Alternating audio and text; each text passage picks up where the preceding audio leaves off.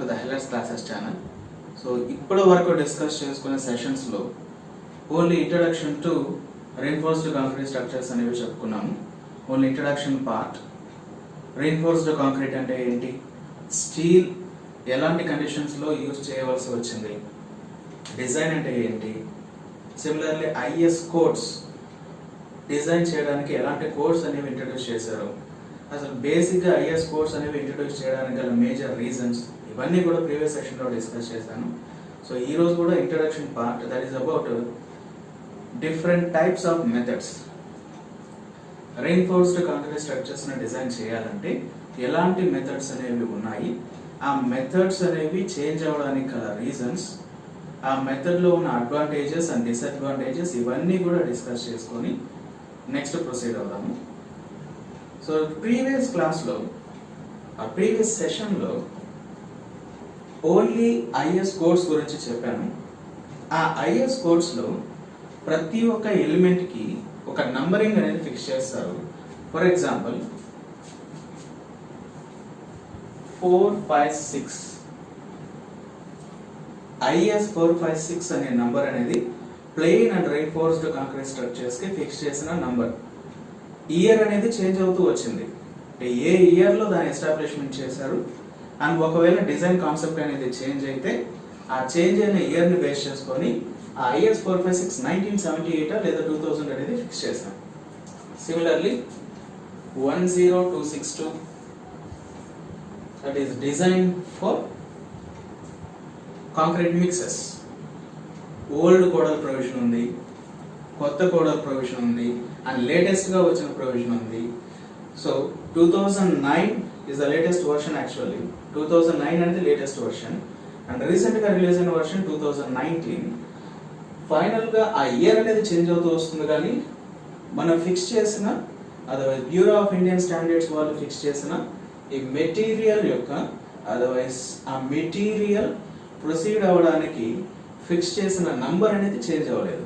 So 456, 1262, అలాగే is 875 and is 1893, ఈ codes అన్ని కూడా ఒక సీరియల్ నంబర్ అనేది కాదు, ఒక నంబర్ అనేది ఫిక్స్ చేసుకుంటూ వచ్చారు కొన్ని కండిషన్స్ ని బేస్ చేసుకొని. అలాగే ప్రతి దానికి కూడా ఒక ఐఎస్ కోడ్ అనేది ఇచ్చున్నారు.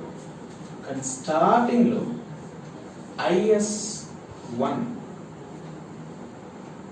ఐఎస్ కోడ్ లో ఫస్ట్ కోడల్ ప్రొవిజన్ వచ్చి hour Indian national flag. Previous session లో చెప్పినట్లుగానే ఎలాంటి మ్యానుఫ్యాక్చరింగ్ ఇండస్ట్రీ అయినా సరే, లేదంటే ఎలాంటి ప్రోడక్ట్ ని ప్రొడ్యూస్ చేసే ఇండస్ట్రీ అయినా సరే, దానికి బ్యూరో ఆఫ్ ఇండియన్ స్టాండర్డ్స్ వాళ్ళు కొన్ని స్టాండర్డ్స్ ప్రిపేర్ చేస్తారు. అలాగే మన నేషనల్ ఫ్లాగ్ కి కూడా, మన భారతీయ జెండాకి కూడా ఒక కోడల్ ప్రొవిజన్ అనేది ఫిక్స్ చేశారు. మనకు నచ్చినట్లుగా మనం దాన్ని ప్రొడ్యూస్ చేసి ఫైనల్ గా బయటకు ఇవ్వకూడదు. ఆ కోడల్ ప్రొవిజన్ ప్రకారం మాత్రమే కంపెనీస్ అనేవి దాన్ని ప్రొడ్యూస్ చేసి ప్రిపేర్ చేసి బయటకు ఇవ్వాల్సి ఉంటుంది. So first codal provision IS 1 stands for our Indian national flag. This part has been already discussed in previous session. ఈ సెషన్ లో మెథడ్స్ ఆఫ్ డిజైన్స్ అనేవి ఎన్ని ఉన్నాయి, అవి ఎందుకు చేంజ్ అయ్యాయి అనేది ఈ సెషన్ లో ఎక్స్ప్లెయిన్ చేస్తాను. So before that, previous session లో చెప్పినట్లుగానే is code 456 in the year 1978 లో ఫస్ట్ రెయిన్ఫోర్స్డ్ కాంక్రీట్ స్ట్రక్చర్స్ కి ఒక కోడల్ ప్రొవిజన్ అనేది తీసుకొచ్చారు. That is working stress method. Working stress method అనే మెథడ్ ని ఫస్ట్ ఇంట్రడ్యూస్ చేశారు. ఈ వర్కింగ్ స్ట్రెస్ మెథడ్ అనేది వరల్డ్ వైడ్ చూసుకున్నట్లయితే అరౌండ్ 1900s ఇయర్స్ లోనే స్టార్ట్ చేశారు. సో వరల్డ్ వైడ్ కొంతమంది ఆల్రెడీ స్టార్ట్ చేశారు మన ఇండియన్స్ కంటే. ఆల్రెడీ ఇంతకుముందు సెషన్లో చెప్పినట్లుగానే ఇండియన్ స్టాండర్డ్ అనేది కంప్లీట్లీ ఫస్ట్ కోడల్ ప్రొవిజన్ కాదు, కొన్ని కోడల్ ప్రొవిజన్స్ కి రెఫరెన్స్ గా తీసుకొని మన కండిషన్స్ ని బేస్ చేసుకొని స్టార్ట్ చేశారు మన వాళ్ళు కూడా కోడ్స్ అనేవి ప్రిపేర్ చేయడం. So British standards, American concrete standards, అలాగే European committee of reinforced concrete structures వాళ్ళు కూడా కొన్ని స్టాండర్డ్స్ అనేవి ప్రిపేర్ చేస్తూ ఉంటారు. ఆ స్టాండర్డ్స్ అన్నింటినీ బేస్ చేసుకొని మన కోడ్ బుక్స్ అనేవి ఫైనల్ గా రికగ్నిషన్ లోకి వచ్చాయి. ఒక కాంక్రీట్ స్ట్రక్చర్ని ఫైనల్ ఇంప్లిమెంటేషన్లోకి తీసుకురావాలి అంటే ఓన్లీ కోడల్ ప్రొవిజన్స్ అనే కాదు, ప్రతిదీ కోడల్ ప్రొవిజన్స్ తోటి జరగదు. ఎక్స్పీరియన్స్ని బేస్ చేసుకొని కూడా జనరల్ స్ట్రక్చర్స్ అనేవి ప్రొడ్యూస్ అవుతూ ఉంటాయి. ఫర్ ఎగ్జాంపుల్ ఒక చిన్న స్ట్రక్చర్ ఆర్ ఒక రూమ్ని కన్స్ట్రక్ట్ చేద్దాం అనుకుంటాను. ఆ కన్స్ట్రక్షన్కి previous background history or knowledge అనేది లేకుండా, ఆ మెటీరియల్స్ మీద బ్యాక్గ్రౌండ్ హిస్టరీ అనేది లేకుండా డైరెక్ట్గా ఆ మెటీరియల్స్ని యూజ్ చేసి కన్స్ట్రక్ట్ చేయాలంటే ఇట్ ఈస్ నాట్ పాసిబుల్. కొన్ని టెస్ట్ అనేవి ఖచ్చితంగా కండక్ట్ చేయాల్సిందే, లేదంటే ప్రీవియస్గా కట్టిన స్ట్రక్చర్స్ ఏమైనా ఉంటే వాటిని రెఫరెన్స్గా తీసుకుని స్టార్ట్ చేయాల్సిందే. అలాగే కోడ్ బుక్స్ ఏవైతే ఉన్నాయో ఆ కోడ్ బుక్స్ని యూజ్ చేసుకొని ఫైనల్గా డిజైన్ చేసి ప్రొడ్యూస్ చేసేది that is the theoretical concept. అలా కాకుండా previous background or history of the మెటీరియల్స్ని బేస్ చేసుకొని ఆ మెటీరియల్స్ యూజ్ చేస్తే ఒక స్ట్రక్చర్ అనేది ఇన్ని ఇయర్స్ అనేది ఉంది, లేదంటే ఇంత సైజ్ ఆఫ్ స్ట్రక్చర్ అనేది ఆల్రెడీ కన్స్ట్రక్ట్ చేశారు, అవి సేఫ్గా ఉన్నాయి అనే వాటిని కూడా రెఫరెన్స్గా తీసుకొని కన్స్ట్రక్షన్ అనేది స్టార్ట్ చేయొచ్చు. సో ఫైనల్గా మనకున్న బేసిక్ మెథడ్స్ వచ్చేసి ఒకటి థియరిటికల్ కాన్సెప్ట్, లేదంటే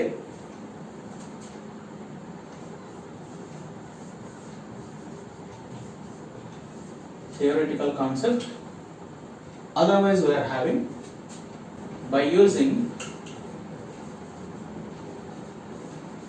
experimental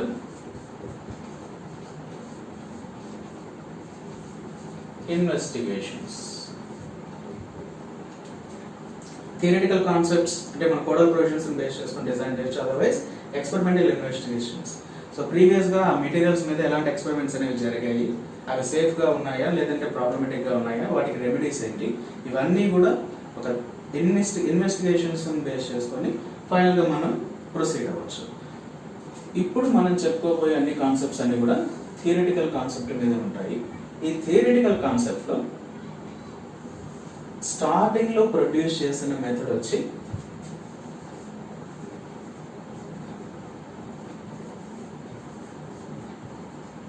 working stress or modular ratio.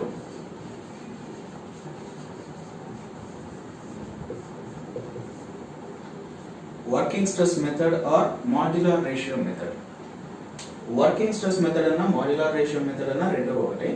So first ఈ వర్కింగ్ స్ట్రెస్ మెథడ్ అనేది అరౌండ్ 1900s స్టార్ట్ చేశారు. ఈ 1900s స్టార్ట్ చేసిన తర్వాత కొన్ని కంట్రీస్ అరౌండ్ 1950s ప్రొడ్యూస్ చేశారు.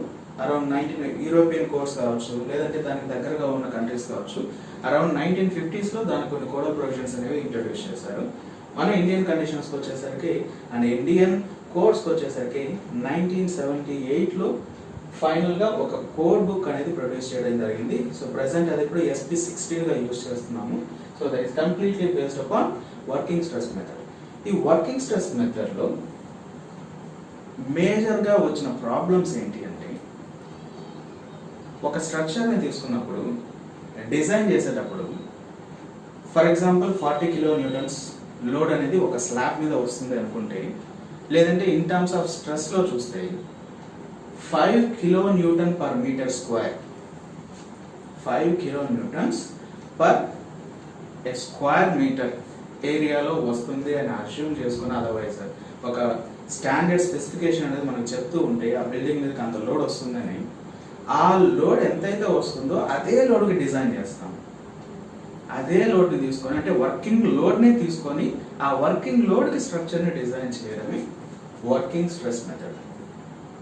ఈ వర్కింగ్ స్ట్రెస్ మెథడ్లో మెటీరియల్స్కి కొన్ని ఫ్యాక్టర్ ఆఫ్ సేఫ్టీస్ అనేవి కూడా ఫిక్స్ చేశారు. కానీ ఇక్కడ తీసుకున్న అజంప్షన్ ఏంటంటే, మన వర్కింగ్ స్ట్రెస్ మెథడ్లో కాంక్రీటు స్టీలు రెండు కూడా ఒకే విధంగా బిహేవ్ చేస్తాయి. అండ్ రెండు కూడా అప్ టు ఫెయిల్యూర్ వరకు, అంటే స్ట్రక్చర్ ఫెయిల్ అయ్యేంత వరకు రెండిటి యొక్క ఎలాస్టిక్ బిహేవియర్ ఒకేలా ఉంటుంది, ఎలాస్టిక్ ప్రాపర్టీస్ అనేవి ఒకేలా ఉంటాయి అనే కాన్సెప్ట్ తోటి ప్రొసీడ్ అయ్యారు. కానీ రియాలిటీలోకి వస్తే స్టీల్ యొక్క బిహేవియర్ వేరు, కాంక్రీట్ యొక్క బిహేవియర్ వేరు. స్టీల్ అనేది కంపెనీ వాళ్ళు ప్రొడ్యూస్ చేస్తారు, అక్కడే ఆ టెస్టింగ్స్ అన్ని కంప్లీట్ అయిన తర్వాతే స్టీల్ అనేది బయటకు వస్తుంది. బట్ కాంక్రీట్ ప్రిపరేషన్ అనేది ఫీల్డ్లో జరుగుతుంది. ఫీల్డ్లో ఉన్న కండిషన్స్ని బట్టి, ఆ ఫీల్డ్లో ఉన్న మెటీరియల్స్ అవైలబిలిటీని బేస్ చేసుకొని, మిక్స్ డిజైన్స్ని బేస్ చేసుకొని ఫైనల్గా కాంక్రీట్ అనేది మిక్స్ చేసుకుంటాం. అండ్ ఆ కాంక్రీట్ కూడా యూనిఫామ్గా అయితే ఉండదు. కాంక్రీట్ మిక్స్ చేసిన తర్వాత ఒక దగ్గర వాయిడ్స్ ఎక్కువ ఫామ్ అవ్వచ్చు, ఒక దగ్గర బాగా అనుకున్న దానికంటే ఎక్కువ స్ట్రెంత్ కూడా రావచ్చు, కొన్ని చోట్ల మోడరేట్గా ఎంత సరిపోతుందో అంతే రావచ్చు. ఎక్కడ ఎగ్జాక్ట్గా ఎంత స్ట్రెంత్ వస్తుంది అనేది 100% చెప్పలేము. అండ్ ఎలాస్టిక్ బిహేవియర్కి వస్తే steel is not an elastic element. Elastic behaviour ఉన్న చాలా మైక్రాన్స్ ఉంటుంది. It is a brittle material. Previous session already చెప్పుకున్నాను, బ్రిటిల్, డక్టైలిటీ, వాటి యొక్క డిఫరెన్సెస్. ఇది బ్రిటిల్ మెటీరియల్ కాబట్టి ఎలాస్టిక్ బిహేవియర్ స్టీల్కి కాంక్రీట్కి డిఫరెంట్గా ఉంటుంది. సో ఆ పాయింట్ దగ్గర ఈ వర్కింగ్ స్ట్రెస్ మెథడ్ అనేది ఫెయిల్యూర్ జరిగింది. ఇంకొకటి, ఈ వర్కింగ్ స్ట్రెస్ మెథడ్లో స్ట్రెస్సెస్ని అనలైజ్ చేయడానికి ఇంట్రడ్యూస్ చేసిన ఒక కొత్త టెర్మినాలజీ మాడ్యులర్ రేషియో. ఆ మాడ్యులర్ రేషియో అనే కాన్సెప్ట్ ఓన్లీ వర్కింగ్ స్ట్రెస్ మెథడ్లో మాత్రమే యూజ్ చేస్తాం కాబట్టి ఈ వర్కింగ్ స్ట్రెస్ మెథడ్ని మాడ్యులర్ రేషియో అని, అదర్వైజ్ మాడ్యులర్ రేషియో మెథడ్ అని కూడా అంటాం. ఈ మాడ్యులర్ రేషియో అంటే స్ట్రెంత్ ఆఫ్ మెటీరియల్స్ని బేస్ చేసుకొని, ఆ స్ట్రెంత్ ఆఫ్ మెటీరియల్స్ యొక్క ప్రీవియస్ కాన్సెప్ట్స్ని బేస్ చేసుకొని మాడ్యులర్ రేషియో అంటే it is the ratio between material moduli. Materials యొక్క మాడ్యులస్ ఆఫ్ ఎలాస్టిసిటీ ఉన్న రేషియోనే మాడ్యులర్ రేషియో అంటాం. ఇప్పుడు ఈ కాన్సెప్ట్ ప్రకారం మాడ్యులర్ రేషియోని స్మాల్ m అనే సింబల్ తోటి ఇండికేట్ చేసుకుంటున్నాను. Modular ratio is nothing but ratio between Young's modulus of steel to Young's modulus of concrete. ఇక్కడ ఫెయిల్యూర్ అనే కాన్సెప్ట్ ఏంటంటే elasticity or elastic property of steel అనేది స్టాండర్డ్. మనకున్న నాలెడ్జ్ ప్రకారం maximum 2 × 10⁵ newton per mm square ఆ 2.1 × 10⁵ newton per mm square. కానీ Young's modulus of concrete అనేది completely it is immeasurable or it is not a fixed one. ఎందుకంటే కాంక్రీట్లో different grades ఉన్నాయి, different types of grades అనేవి ఉన్నాయి. M15 కావచ్చు, M20 కావచ్చు, M30 కావచ్చు, ఎలాంటి గ్రేడ్ అయినా ఉండొచ్చు. ఈ M20 అంటే ఏంటి, M30 అంటే ఏంటి అనేది ఆల్రెడీ కాంక్రీట్ టెక్నాలజీలో డిస్కస్ చేశాను. సో యంగ్స్ మాడ్యులస్ ఆఫ్ కాంక్రీట్కి వస్తే it is not a fixed one. Concrete స్ట్రెంత్ని బేస్ చేసుకొని యంగ్స్ మాడ్యులస్ ఆఫ్ కాంక్రీట్ అనేది చేంజ్ అవుతూ ఉంటుంది. So modular ratio is completely an imaginary value. Imaginary వాల్యూని బేస్ చేసుకొని ఫైనల్గా ప్రొడ్యూస్ చేస్తున్న కాన్సెప్ట్ కాబట్టి ఈ కాన్సెప్ట్ వల్ల ఎకనామిక్ పాయింట్ ఆఫ్ వ్యూలో చూస్తే చాలా వరకు లాస్ అవుతుంది కాబట్టి ఈ మెథడ్ని మళ్ళీ రివైజ్ చేయడం జరిగింది. సో ఇంతకుముందు చెప్పుకున్నట్లు వర్కింగ్ స్ట్రెస్ మెథడ్లో factor of safety of materials is there, factor of safety of materials is there, but factor of safety of load is not available. Load is not to be considered. Load ఎంతైతే వస్తుందో అదే లోడ్గా design చేస్తాము. Materials factor of safety, materials factor of సేఫ్టీకి వస్తే కాంక్రీట్కి వచ్చి 3,